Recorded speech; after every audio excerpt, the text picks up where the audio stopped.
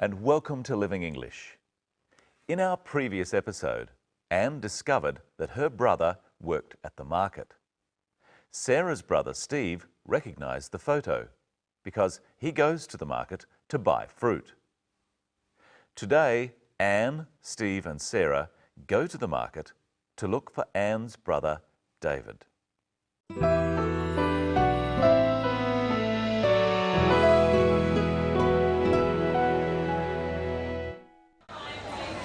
He's not here. Give me the photo, I'll ask. Excuse me, Yes, mate. we're looking for this man. He works here, doesn't he? Who wants to know? This is his sister. She's been looking for him. Don't know anything about her sister. He never mentioned her sister. But it is him, isn't it? Please say it's him. Yeah, well, this does look like our Davo. I reckon it's him, love.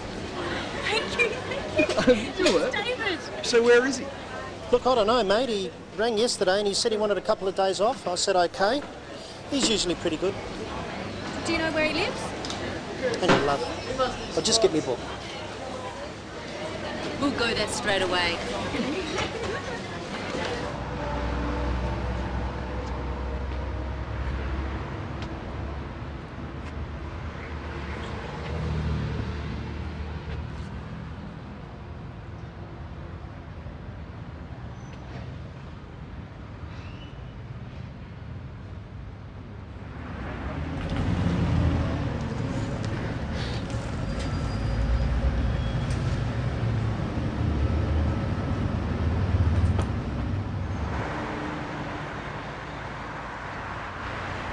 Straight ahead? Yes. No, left at the next lights. How far is it? Not far. Keep going along this road until you get to a roundabout.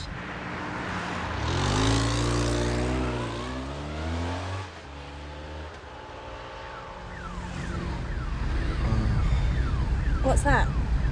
It's the cops. It's starting to get very exciting. Keep watching to see what happens.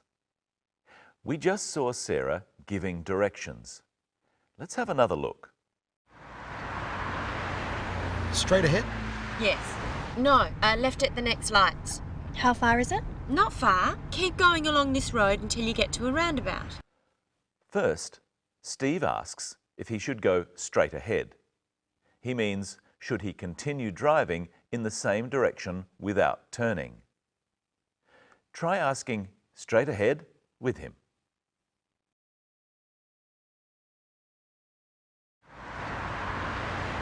Straight ahead? At first, Sarah is not sure which way to go, but then tells Steve where to turn. Listen. Yes. No, left at the next lights. She tells Steve to turn left at the next lights. She doesn't actually say turn, she wants to give the directions quickly. A car can't go straight ahead left. It can only turn left. So she doesn't have to say turn, she just says left. Where left and right are depends on which way you are facing. I'm facing you, so my left hand is on your right side. If I turn left, I go this way. When Sarah says at the next lights, she means the next set of traffic lights that they come to. Now, what does she say to Steve when she wants him to continue in the same direction? Keep going along this road until you get to a roundabout. She says that he should keep going. Remember that when we give instructions or orders, we don't say you. Sarah doesn't say you keep going. She just says keep going. Listen again and then say it with her. Keep going along this road until you get to a roundabout. Until you get to a roundabout. Until is a useful word. It means up to when or up to the time that. Sarah wants Steve to keep going up to the time that he gets to a roundabout. When he gets to the roundabout, he mustn't keep going. Often we shorten until to till Keep going till you get to a roundabout. Now see if you can use some of the words we've talked about. Finish these instructions. Don't turn, go. Don't turn, go straight ahead. Turn right and keep going, you get to the next lights. Turn right and keep going until you get to the next lights. Now let's look at how we say that something we're doing keeps going. We know Anne was looking for her brother, and we know she is still looking for her brother. Listen to how Steve tells the fruit seller this. She's been looking for him. She's been looking for him. This is short for she has been looking for him. We've looked at this before on Living English. It's called the present perfect continuous tense. We use it for things done in the past and which we continue to do now. I have been presenting Living English for a while, and I hope you have been watching.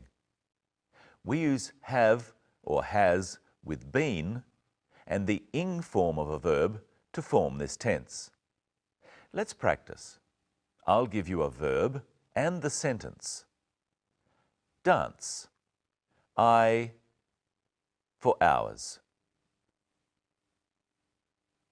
I have been dancing for hours.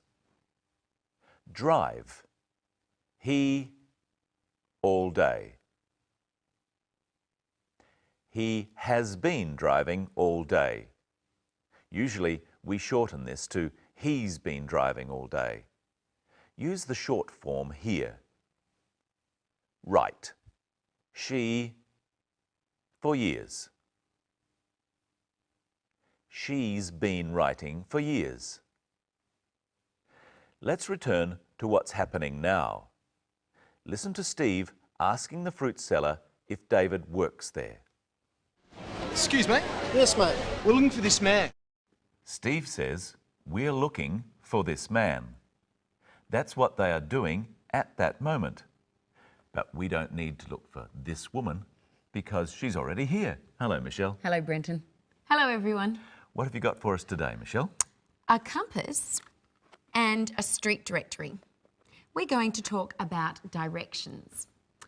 What are the 4 main directions? North, south, east and west. I'm going to show you this compass, and you tell me where those directions are. Okay. North is on the top.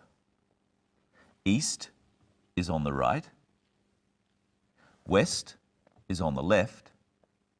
And south is on the bottom.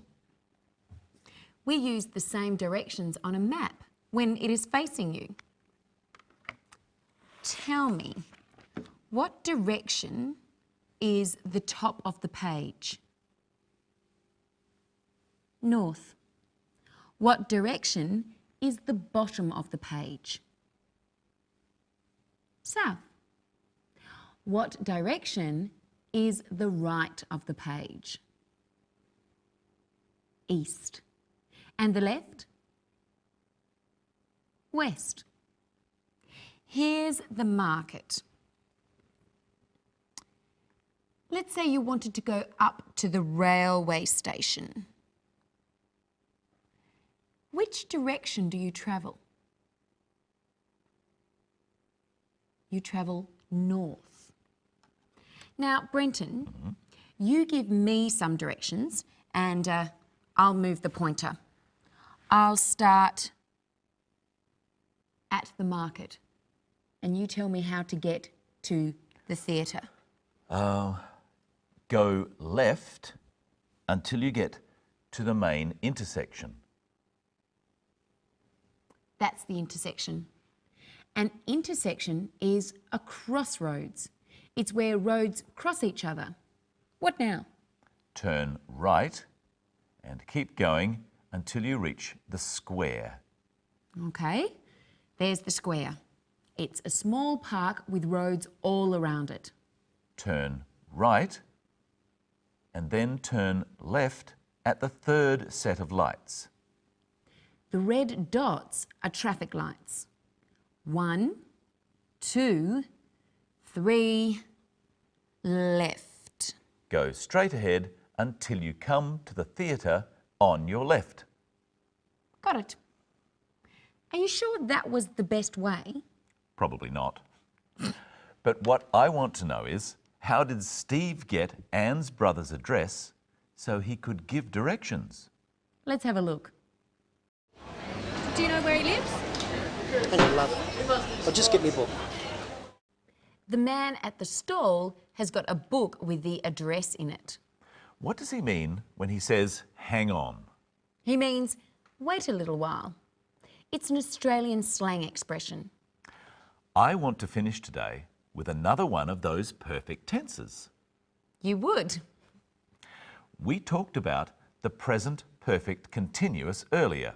You know, I have been talking, that tense. Yes. There's another tense that we use for things that are not continuous actions, but which started in the past and are still true now. For instance, I can say, I've lost my keys. I mean that it doesn't really matter when I lost them, but they're still lost. Now, what do you say if you just burnt your hand cooking? I've burnt my hand. You say that because you're still burnt. You're talking about the present. This is the present perfect tense. It's when we say have or has with a past participle. I'll tell you some past participles and you can complete the sentence. Found. My keys.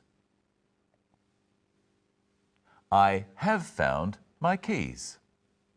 If I just say, I found my keys, I'm talking about the past. Saying, I have found my keys means it's something that's just happened. It's just like saying, I've done it, instead of I did it. Yes. Let's do some more. Here's the past participle. Eaten. I, all the bread.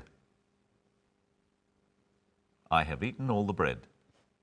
Seen. That film. I have seen that film. And now it's time for us to show today's episode again. We'll be back with the next program, when we'll look at giving warnings and the present continuous tense. Bye. Bye. He's not here. Give me the photo, I'll ask. Excuse me? Yes, mate. We're looking for this man. He works here, doesn't he? Who wants to know? This is his sister. She's been looking for him. Don't know anything about her sister. He never mentioned her sister. But it is him, isn't it? Please say it's him. Yeah, well, this does look like our Davo. I reckon it's him, love. Thank you. Do it. David. So where is he? Look, I don't know, mate. He rang yesterday and he said he wanted a couple of days off. I said okay. He's usually pretty good. Do you know where he lives? Hang on, love. I'll just get me book. We'll go there straight away.